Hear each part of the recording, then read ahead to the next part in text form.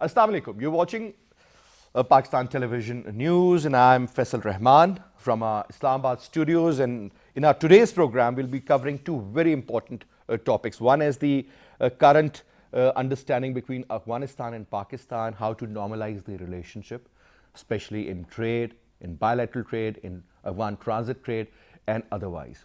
And similarly, as we all know, that Pakistan has played a very significant role in sorting out issues in Afghanistan, and especially heading forward towards a peace deal, and then eventually looking forward for an absolute peace in Afghanistan.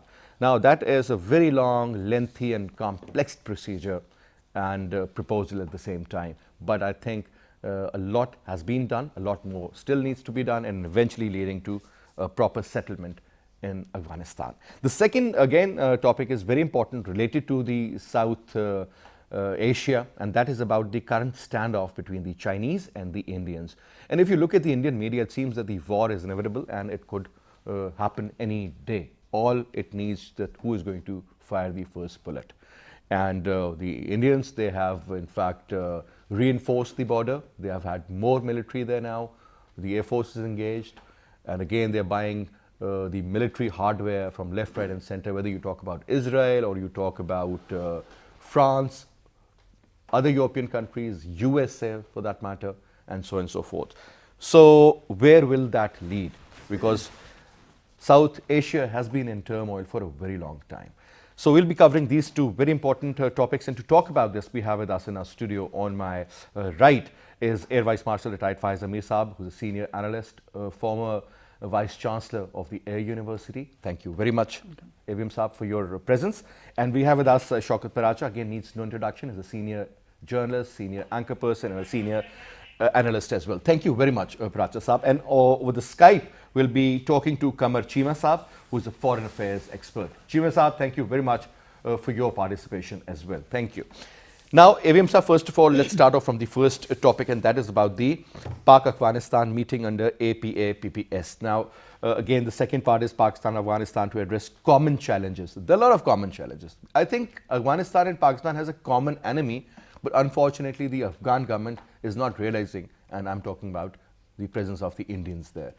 They have played the role of spoilers early. They are even trying to sabotage the current peace process.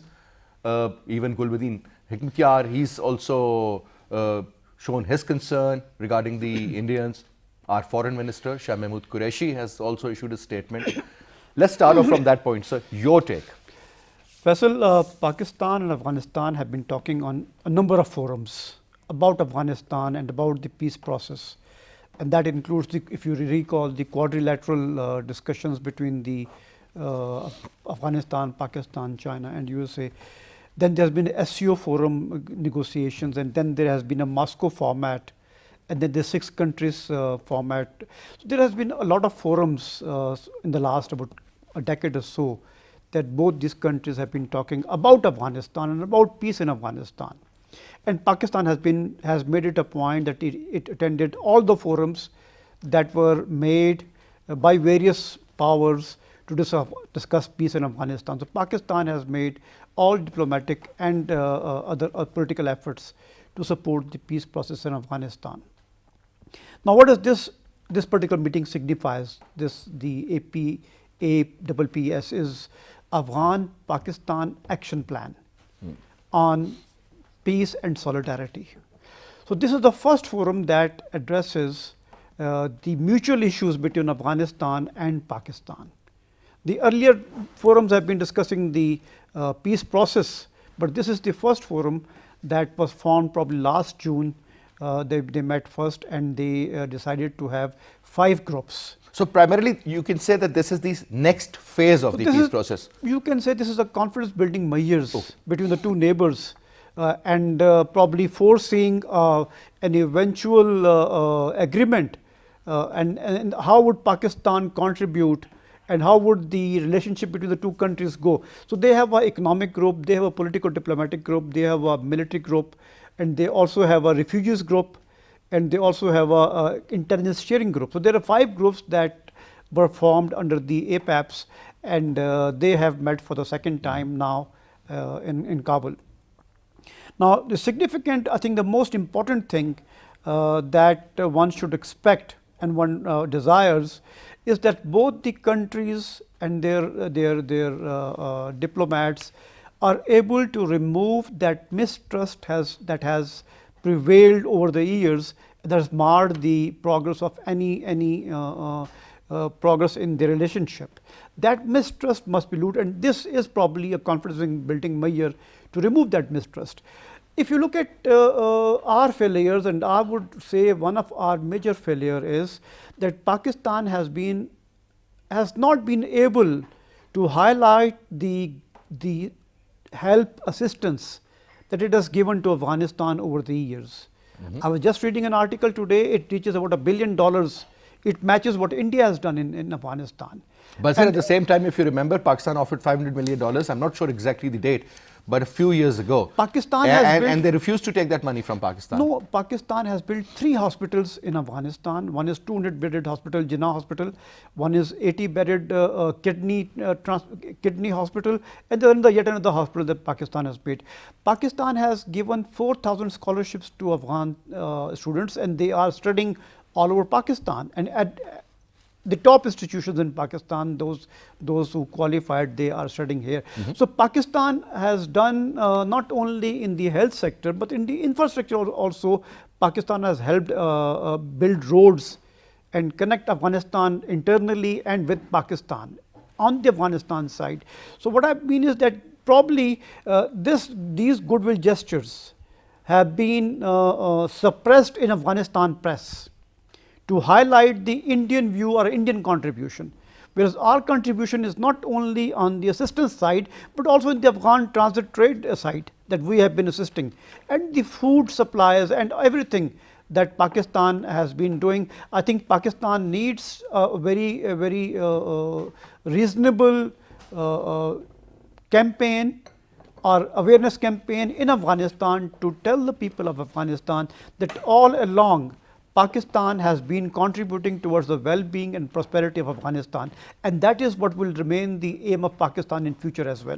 All right, I mean, Pakistan has good intentions, and as they say, Paracha Sahab, that peace in Afghanistan means peace in the region, and especially I think the most affected country would be Pakistan if this current scenario continues next to our border.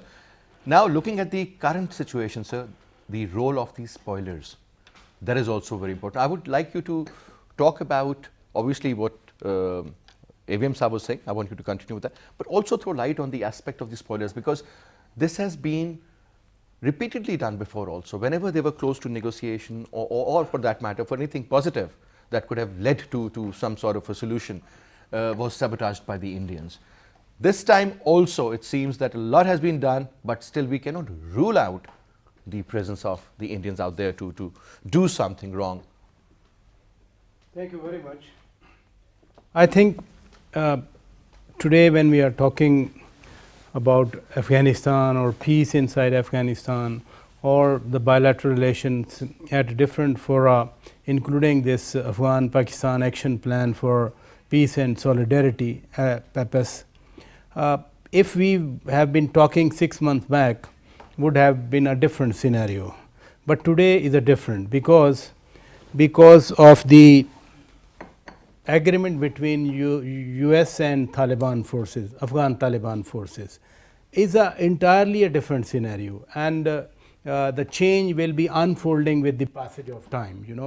There is no doubt that Pakistan has been warning not only the Afghan Taliban but Afghan government as well, and the US administration as well, that certain forces in the region and maybe beyond the region, they do not want an enduring peace inside Afghanistan. However, it's not only that Pakistan is curious or Pakistan is worried about, but whatever the mechanisms are at different level. Never forget, these Taliban traveled to Moscow. They had their parlays over there. These Taliban, they have even traveled to Indonesia, Mullah Abdul Ghani brother was over there, They are making inroads, and they were also here, last week full delegation of Taliban the Foreign was Office. here. The change, what I am saying is, not only that Pakistan hosted Taliban and discussed with them the prospects of peace.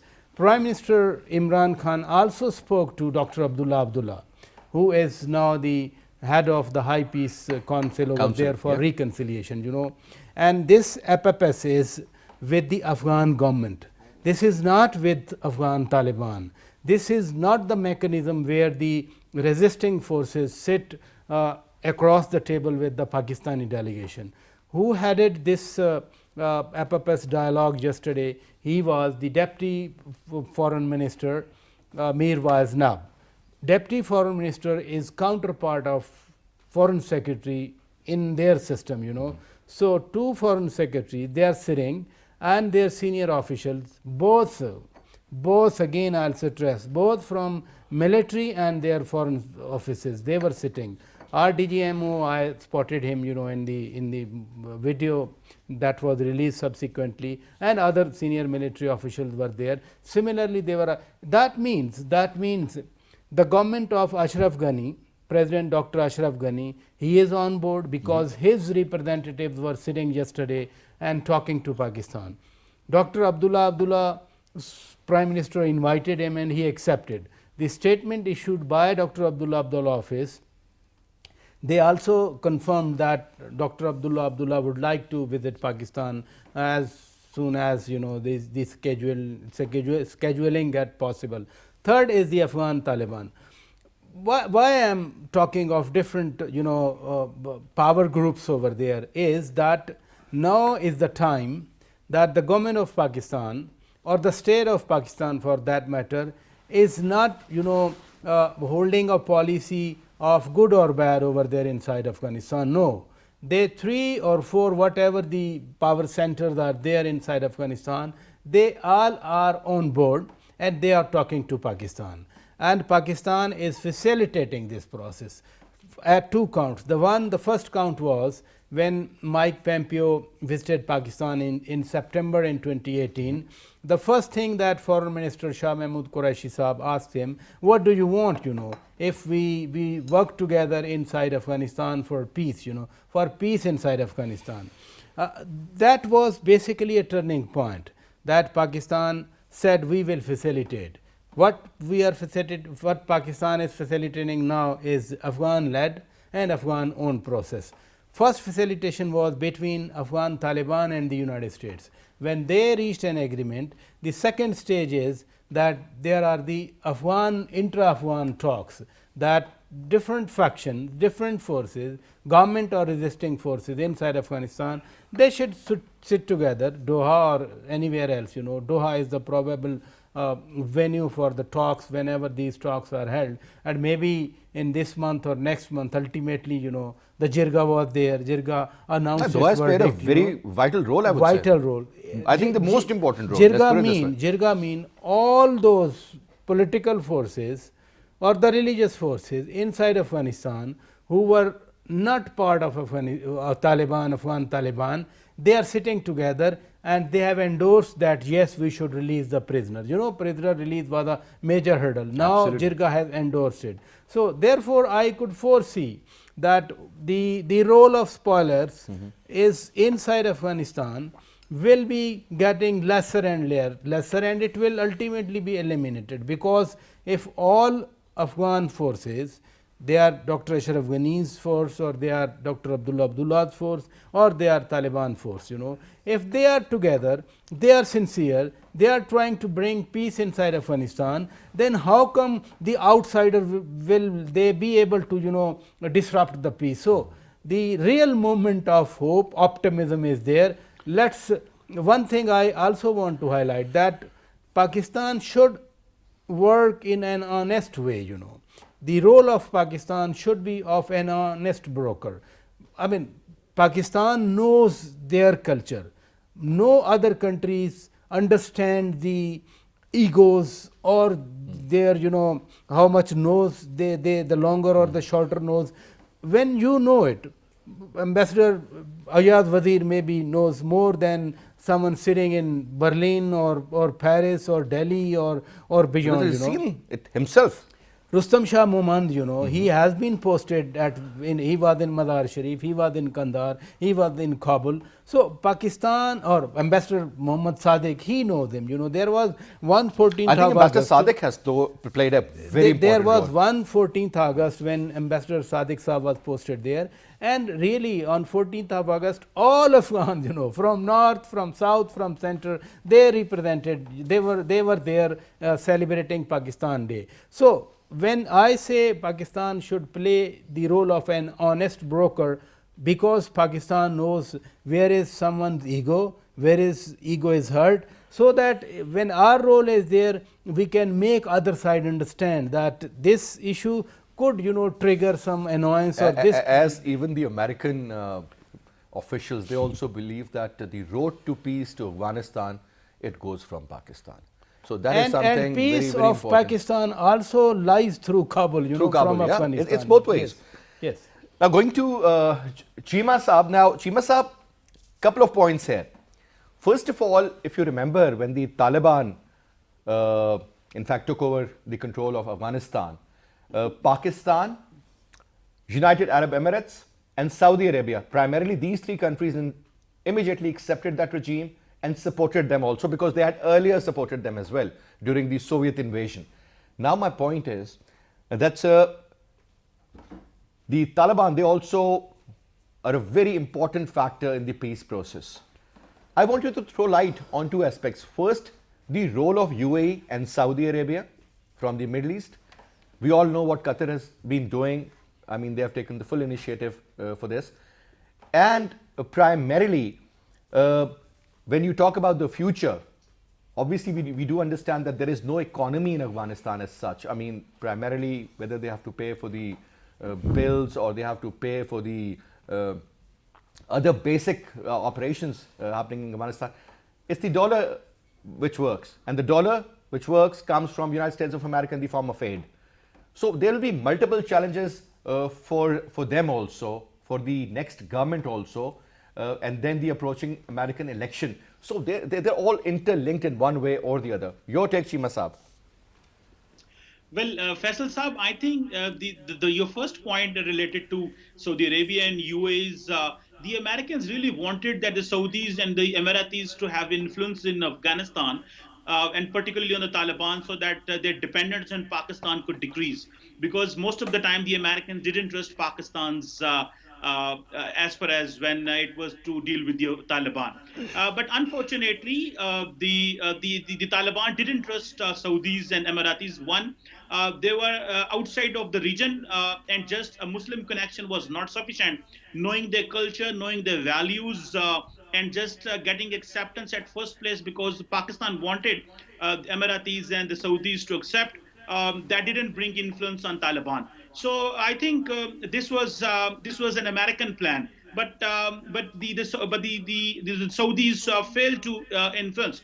And most of the time, if you remember, the Saudis and the Emiratis are known as more close to the Americans, which the Taliban didn't like at all. And they believed that Pakistan, although being the American ally in this entire war against terrorism, but Pakistan was keeping its links with the Taliban, because knowing that they are the legitimate partners in Afghanistan, even the Americans are fighting. And once the Americans needed Taliban, Pakistan brought them on table, and whatever little influence Pakistan had on the Taliban, we exercised for the peace of Afghanistan. Now, this is the first point.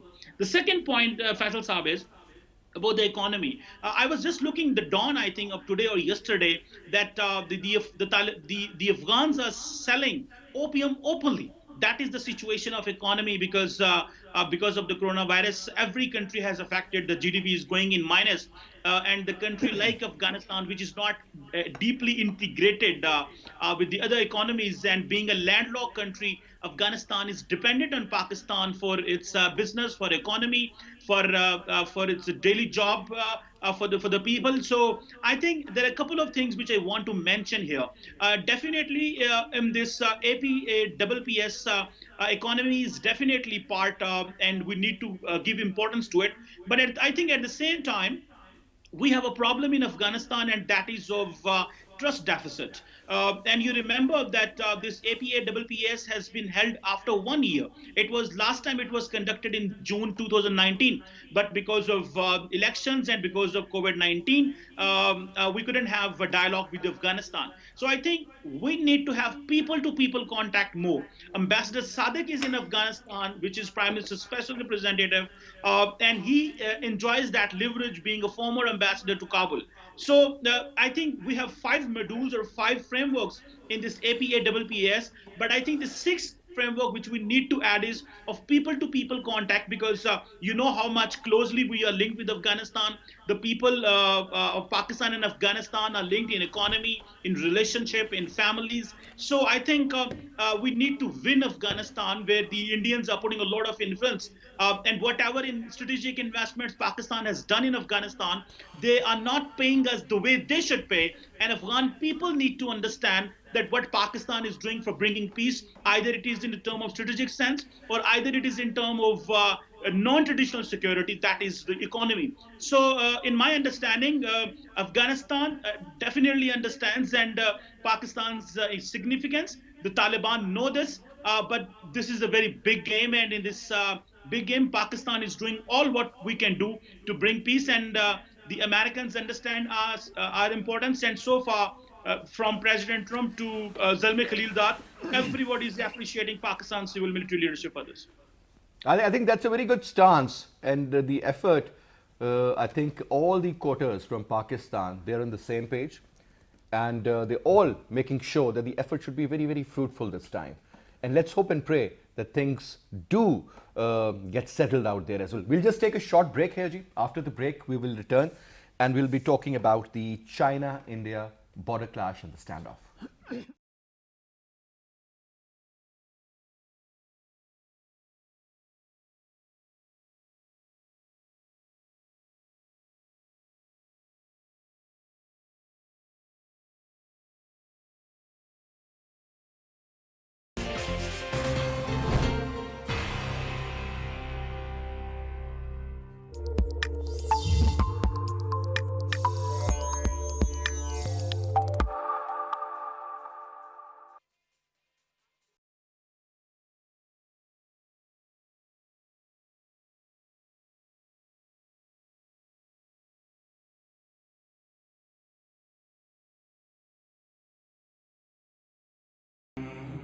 It's time for Isha Prayers in Rawalpindi, Islamabad.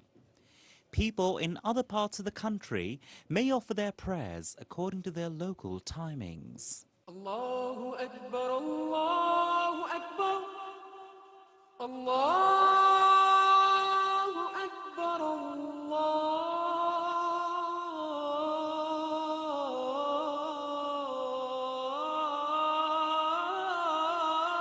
Akbar. Ashhadu an la ilaha illallah.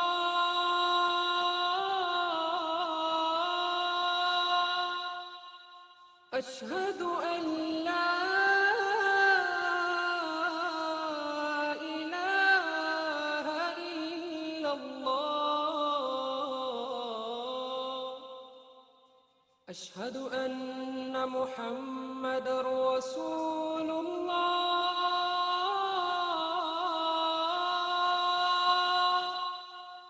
أشهد أن محمد رسول الله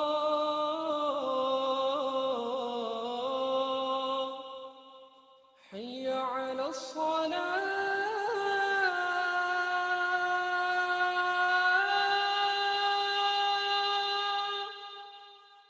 حي على الصلاة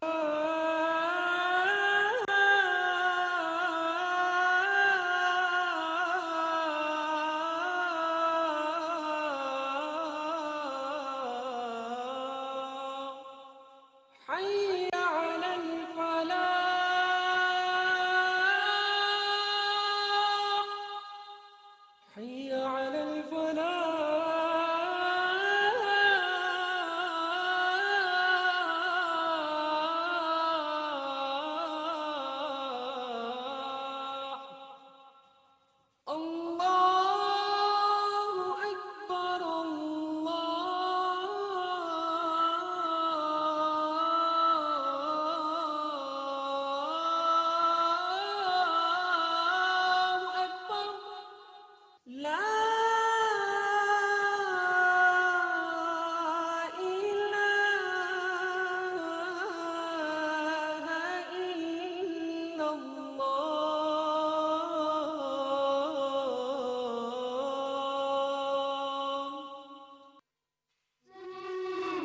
Sayings of the Holy Prophet Muhammad sallallahu alaihi wasallam. He who does not respect elders, does not have mercy on children, does not commend what is good, and does not forbid what is evil, is not one of us.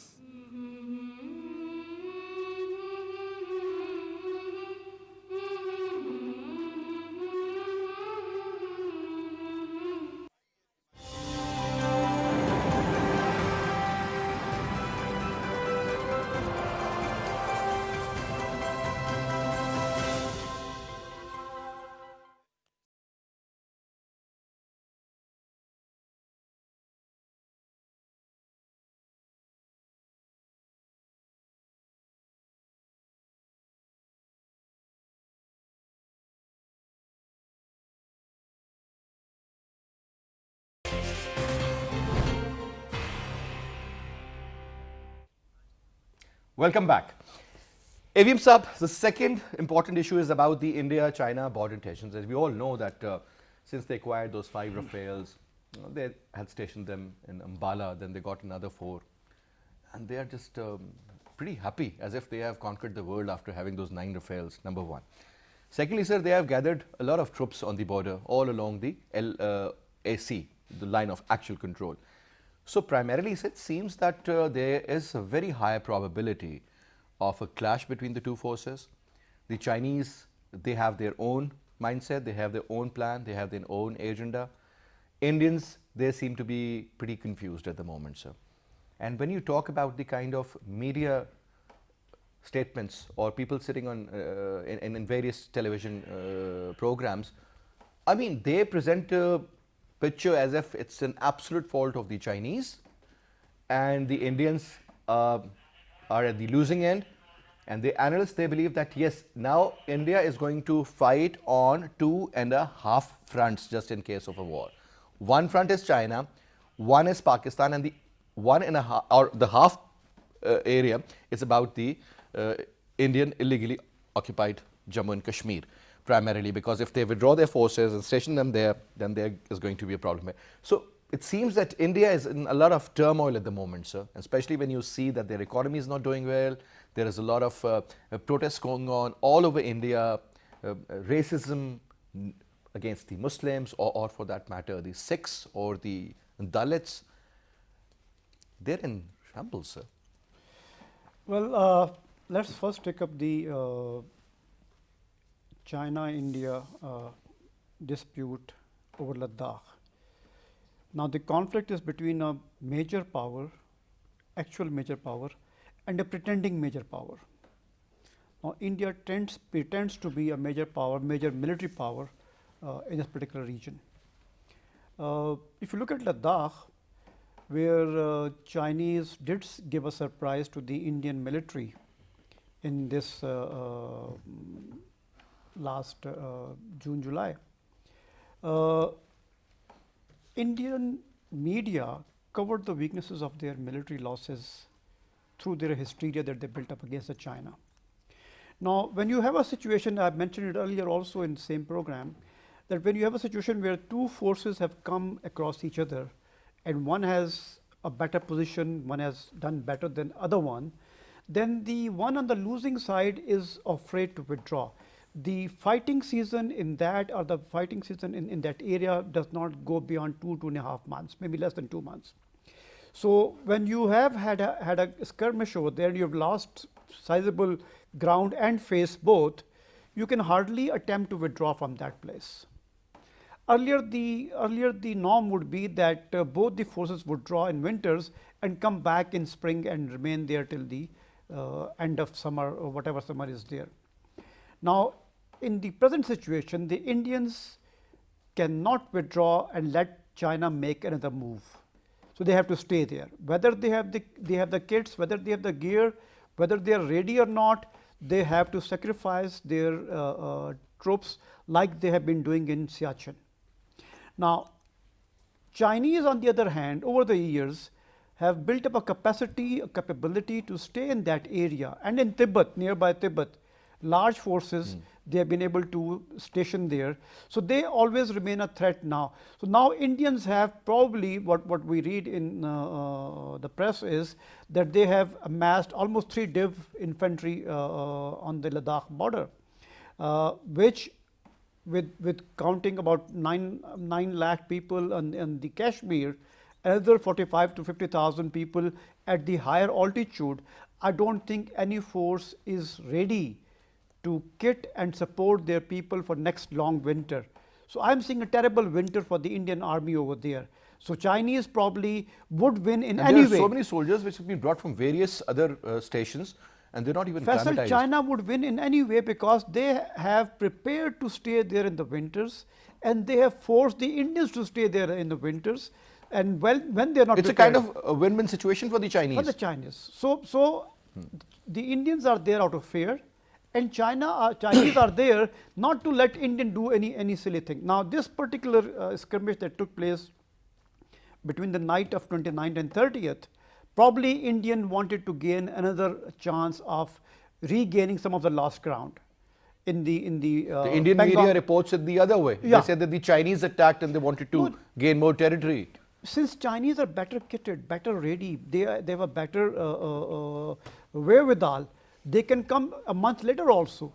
But Indians would not be in the same position. Now, sir, another point. I mean, if you look at the eastern side of India, close to the Bangladesh border, when you see that is called the Arunachal Pradesh. Sir, the neck, Neck, of chicken the neck. chicken neck. Now, that area, Sikkim primarily, sir, is also very vulnerable. And when you start counting the distance from this end to this end, this is around 3,000 plus kilometers. Now, so my point is that Sikkim, is it vulnerable just in case something happens in Ladakh? There is a probability that some can start in Sikkim also, because that is where the Indians are so vulnerable, sir. Well, if you It look is a at, matter of choking them. if you look at if the Chinese do want to engage the Indians in this weather, then they would create a pressure spot in the eastern side also. They would definitely threaten, because Arunachal Pradesh, the Chinese have said that this is definitely their land which the Indians have occupied. So that claim is there by the Chinese that Arunachal Pradesh is their part of the country. So if they want to do anything in the western side, which is the Ladakh side and the lake side, they would definitely create a pressure point over there. And I'm not sure whether Indians would be ready to withstand that kind of a pressure. But I'm sure China wants to resolve this issue through negotiations, because Chinese have not actually, they have not occupied places in other countries. With Pakistan, they reached an agreement about Aksai-Chin. They reached an agreement and we traded lands on both sides. They wanted to do the same thing with Indians, but Indians have not probably forgotten the losses they suffered in 1962, and they still want to regain that phase that they lost then. Are they in a position to do so? They can at least pretend. They can at least pretend. That's what I'm saying. There's a pretending major power that it does not have the neither Looking does at it. these statements coming from their defense You see, a country which- officials, I mean, as if, you know, a they're pretty country okay which a country which jumps receiving 5 Rafale, what kind of military power would it have? What kind of military confidence would it have? They feel buoyed by receiving 5 Rafales. But China produces a 5th generation aircraft. So China is a real major power, while the Indians are a major power built up by their media and by the hype of their political leaders. But still, sir, when the Indians are And buying look at their economy. the equipment, yeah, I do And look at understand, the sir, economy. Their economy shrunk by 24% in the last quarter. but exactly, sir. Pracha Sahab, obviously the Indians, when you look at the region, the American allies, whether in the form of Philippines, Korea, Vietnam, Taiwan, Japan, Australia, India, this regions are complete. Primarily the South China Sea issue, the standoff in Ladakh. Don't you think there seems to be a larger plan to contain China, to use India? If you remember when Donald Trump took charge, he said, well, we use India against Pakistan. So he couldn't do that. But maybe the other idea, which was about the Chinese, initially to put sanctions on them or to have a trade war with them, leading to a Cold War, I would say, and then assuring India in one way or the other, sending their three of their major aircraft carriers in the region. So a lot is happening. Don't you think that the Indians have a backup of the Americans? This is what the general people talk about, sir. Well, AVM Saab very rightly, elaborated the military or the defense perspective. What you are saying is basically the same old philosophy or policy of containment of China, and containment of China was in the Cold War, it was done through SEATO, Southeast Asian Treaty Organization, because the CENTO was for the erstwhile Soviet Union and SEATO was for China in fact, So, containment of China is not new, from the Western perspective, more specifically from the US perspective. But here, there are two neighbors, as AVM Saab said, one is the real power, the other is pretending power, They are pretending that we are the great power or we are in the club of the great powers. The question from political and diplomatic perspective, they are different than from defense or military perspective. The question is that who gained in 1962 skirmishes, whether China gained or India gained, from the Western world. Obviously, the whole of the Western world stood behind India from defense perspective, from weaponry perspective, from economic perspective. Here again, as you are saying and other friends, they are also saying that GDP of India is going down, their economy is suffering. 20% down. Down, you see. In the last month, yeah. So, in that scenario, any person, any leader, of that particular country must be worried about attracting foreign power to boost, economy or defense, 5 Rafale plane fighters from France and others, If this could be the thinking, then the night where 20 odd Indian soldiers were killed, not by firing, but by, sticks and scuffle, and still Modi did not react, Should we think that even in one of his statements, he said that the Chinese have not even gained an inch. Exactly. Should we think that, or should not we think that this is a good case that Indians are presenting to the enemies of China that look, China is an aggressor, China is killing our people, soldier, and we are very helpless, please come to help us. Should not we think about it, like this? Secondly, when you calculated, 2.5, I should say 3, also add Nepal, because you really think so? Nepal is a part of it? Oh, come up, Nepal has come up with tremendous courage. They have floated a new map, included 3 districts in their map, and never forget there has been a great breakthrough, great breakthrough, and that has been Nepal, China, Pakistan and Afghanistan. They are holding a ministerial meeting, and they are, although they talked about COVID-19, but they also talked about connectivity. I mean, isolating India and connecting Afghanistan, Pakistan, from that side, China and Nepal through Tibet, etc. If Nepal, with the help of Pakistan, China and primarily Pakistan and China, or more precisely by the help of China, if Nepal can remove the crutches of India, because it is a landlocked country and all supplies are through India, and if it has a big connection through China, so who will be the loser and who will be gaining? And this must be an eye opener for Indian. So, the third aspect of it is that it was India which started preparation in the doctrine, Gold Star doctrine, that there will be a 2-pronged war, one with Pakistan simultaneously with China. They have been preparing it, something is in their mind, and Galwan Valley, they have established a launching pad over there. It is not only that the copters can or the helis can land over there, small fighter planes can also land over there. This preparation they have done to have a 2-pronged war, 2-front war with China and Pakistan, maybe theoretical doctrine, but to woo the West, I think this could be their best strategy. whether the West is trapped or China can outsmart them, and China is outsmarting at the moment. From diplomatic perspective, what Wang But Yi. my point is, Parachasa, when you talk about this area, Golan Valley and all, the mountains, the river and the road they are building, primarily Siachen Glacier, that is a very important just point. 8-10 kilometers from. Exactly. Yeah. And Chinese are well in a position to check their supplies at any moment. That's the whole issue. Do you think the Indians would let it happen, sir? And obviously, sir, a country which has such a huge military, we cannot undermine our enemy. So it means, so if I carry forward your argument, then war is imminent over there. Then why in Pakistan there is euphoria that Modi just withdrew from everything? I mean, somehow they have to respond to their people, and their media has been asking this question and very loud questions. I mean, we spoke less.